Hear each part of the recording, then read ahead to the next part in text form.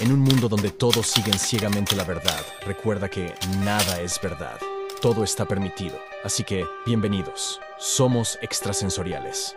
Digo, lo que nos queda es de que Enoc, después de tener estas visiones de Noé, Dios anuncia en las visiones que tuvo Enoc la creación de lo que conocemos como el infierno. Porque hay que hacer un pequeño paréntesis aquí. En toda la Biblia, al menos que yo me acuerde, no aparece el infierno. ¿Okay? No se habla del infierno. Y ya lo voy a decir por qué. Sí. No aparece por la única, simple y sencilla razón de que por el Evangelio de Cristo todos estamos garantizadamente salvados. ¿Sí? Que pues es prácticamente el Juan 3:16. ¿Okay? Sí. No me acuerdo qué hizo Juan 3:16, pero ay, me quiero acordar.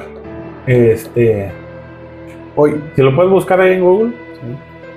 Sí.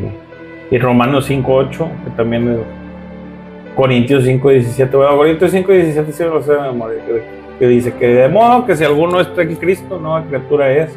Todas las cosas viejas pasaron, y aquí todas son hechas nuevas. ¿Qué quiere decir esto? Que si tú crees en Jesús, en el Evangelio de Jesús, tú prácticamente ya tienes garantizado la salvación por medio del Espíritu Santo. El Espíritu de Dios. Juan 3:16, Reina Valera, ¿sí? 1960. De tal manera amó Dios al mundo, que ha dado a su Hijo unigénito para que todo aquel que en él cree no se pierda, más tenga vida eterna. Ajá. Y luego Romanos 5:8 dice que si aceptas a Jesús en tu corazón, prácticamente lo mismo, va a ser salvo. Después Corintios 5:17, de modo que si alguno está en Cristo, nueva criatura es. Las cosas viejas pasaron, o sea, tus pecados se perdonaron, y aquí todas son hechas nuevas. ¿Sí?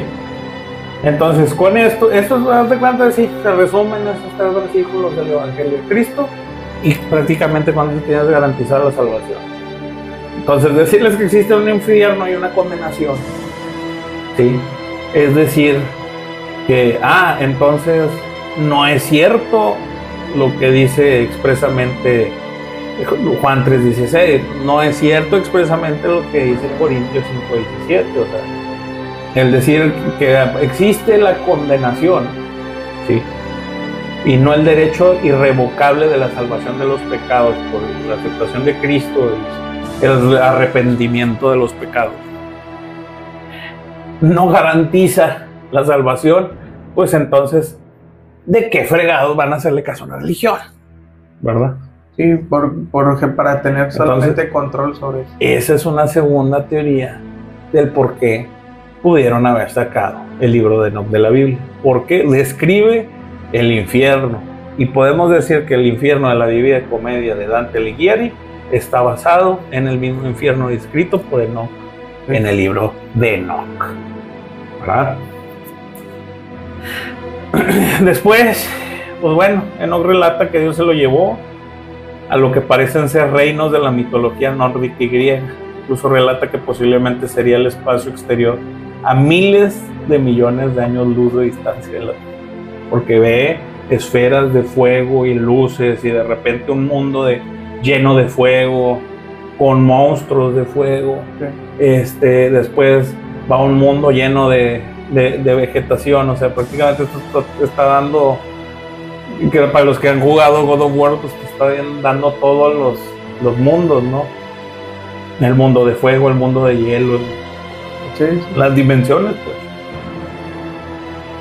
Y ahora, otra teoría, porque estas mismas dimensiones, la Tierra ha tenido, de cierta forma, a través del tiempo, todos estos tipos de ecosistemas. O sea, un mundo todo oscuro y negro donde no hay nada más que el puro humo, escasa luz.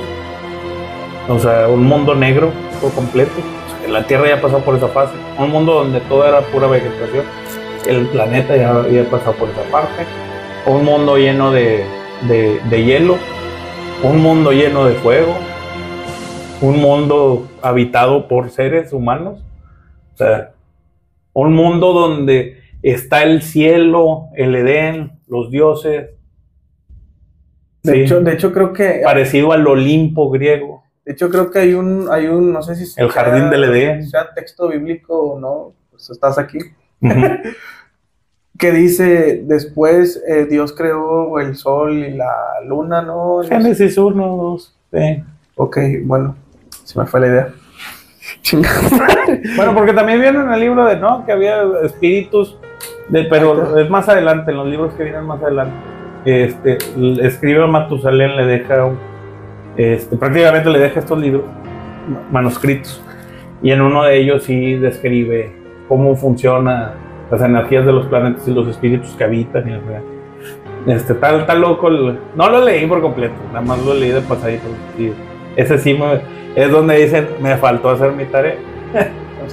O sea, algo te iba a decir de la creación del sol y la luna. Ok. Pero bueno.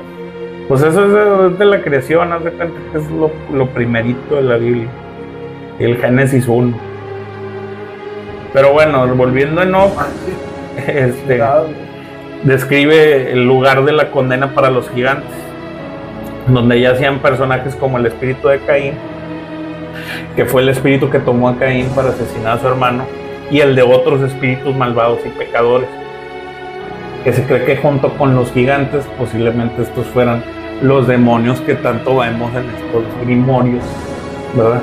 Y que se dice que son habitantes de ese infierno, y que si por alguna razón llegara a ser cierto, descubramos con el tiempo que es cierto que existe un infierno y que existen demonios, y se validaran por arte de magia y del destino los libros de San Cipriano, por ejemplo, estaríamos diciendo y validando que lo que dijo Enoch es real, y sí existe un infierno, y que sí existe una condenación, y que hay espíritus que habitan esas regiones y que pues son malvados, o sea, sí. Entonces, eso ya es otra historia, ¿verdad? Enoch también relata, ya para terminar el libro de Enoch, que junto a Sariel, el ángel Sariel, lo transportaba de un lugar a otro, mientras Enoch relataba versículo a versículo todo lo que iba viendo. O sea, en este viaje entre mundos y dimensiones y planetas, desde luces, soles, lunas, etc. Después aparece el paraíso de la justicia, posiblemente la representación del cielo como lo conocemos, y el jardín del Edén. Sí. ¿Tú qué crees? Y así termina el libro de Enoch, ¿verdad? ¿Tú qué crees sobre Enoch? Creo que por eso lo sacaron de la Biblia. Mi opinión personal, lo tengo como canónico, porque así como también el libro de Job es algo que pasó entre los hechos del libro del Génesis, simplemente que no, el autor no fue Dios, entre comillas, o Moisés, que es el que creo que fue el autor del Pentateuco, de los 5 libros principales. Pues sí habla de acontecimientos que sucedieron y le da un poquito más de sentido y realidad a la Biblia. O sea, es como si la Biblia tuviera agujeros de guión. El libro de Enoch lo que hace es tapar esos agujeros que existen y le da más credibilidad al Génesis. Sin embargo, pues yo soy de cierta forma en estos momentos un agnóstico más ateo que creyente, ¿verdad? Yo creo que muchas de las cosas, acontecimientos que hemos visto, o con los que incluso a mí me han pasado trabajando con libros como La clavícula de Salomón, por ejemplo, pues han sido pues meramente sugestiones, ¿verdad? Y de otras cosas que me han pasado también siendo cristiano bautista, ¿verdad? De andando, o sea, cuando iba a la iglesia y así. Son experiencias que no te puedo decir si fueron reales o no, porque hay mucha sugestión de por medio. Y al final la mente es frágil, o sea, más frágil de lo que creemos. Es tan frágil que las religiones, yo creo que todas las religiones tienen algo de culto coercitivo. Entonces, es tan fácil hacerle creer a alguien que necesita algo que no, en realidad no necesita. En eso se basa el marketing. Y los que invirtieron en marketing son los cristianos, son las religiones, o sea, porque te tienen que convencer para que vayas y para que te tengan cerca y de cierta forma aprovechar. Sí, te crean una necesidad para que Te crean una, exactamente, para que vayas y consumas al final. Sí, y hay todo un nicho de mercado alrededor de cada una de hasta las del Tíbet, o sea, hasta para los monjes del Tíbet se van y se meten millones de dólares para ir a comprar rentar una propiedad y estar cerca y subir y los guías o sea, es turístico el Tíbet, o sea, ¿para qué? Para irte a sentar con un monje y no puedes hacer ruido, porque no, pero pues es que la energía y la vibra, vete al mercado, Ares, hombre. Hay una barridita que te den ahí para simular que te hicieron. Pero es que de hecho, por eso es la gran mente que tenemos nosotros. Si no la hemos explotado, porque no queremos, ¿verdad? Porque ya ves los memes que dicen: ¿qué pasaría si una persona abre el 200% de su capacidad mental? O sea, el Señor te barre con un cilantro, te puede barrer. Con un cilantro. Pero está dentro de nosotros creérnosla. China, era perejil, güey. Sí, no, el vato cilantro y te hace un caldo de pollo y tú ya te creíste. De gallina negra, güey. Eres salvo, sí, güey. Pero no te barre, luego te hace un caldo de gallina negra. Por eso ahorita yo no creo mucho en la iglesia. De hecho, yo no creo en la iglesia. Creo en los textos antiguos que han sido comprobados, como el libro de Enoch. Esos textos que yo digo, a ver, tienen algo de credibilidad, tienen algo de que yo puedo decir, ¿sabes qué? Sí existió. Son textos, al final les llaman a la iglesia apócrifos porque, como concluyendo, no les conviene tenerlo dentro de su Biblia, porque se les cae el teatro. Pero a mi vida personal, a mi conclusión personal, yo creo que el libro de Enoch es cierto. Tiene muchas cosas que se pueden comprobar científicamente y pues a pesar de que pasó hace miles de años, sigue estando vigente dentro de la Biblia y lees tú la Biblia y es lo mismo que te está relatando Enoch, pero con palabras diferentes. Y siendo que el libro de Enoch ¿cuánto antes se escribió que la Biblia? Miles de años, ¿no? Sí, porque la Biblia se teoriza, ni siquiera se tiene un documento así que te digan, se escribió hace tanto tiempo. Pero al menos el Pentateuco se tiene que se escribió 2200 años antes de Cristo. Sí. Entre 220 y 1500 años. Que lo más cercano, sí, yo creo que fue en los años 2000 antes de Cristo. ¿Por qué? Porque militarmente en la región de los países de Media, Persia, etcétera, habían perdido mucho territorio contra los reinos, por así llamar, nómadas, que los cananeos, filisteos, amonitas, con los que se fueron enfrentando con el tiempo. O sea, son contemporáneos de los israelíes, que después fueron y se asentaron en Israel y después en Jordania, ¿verdad?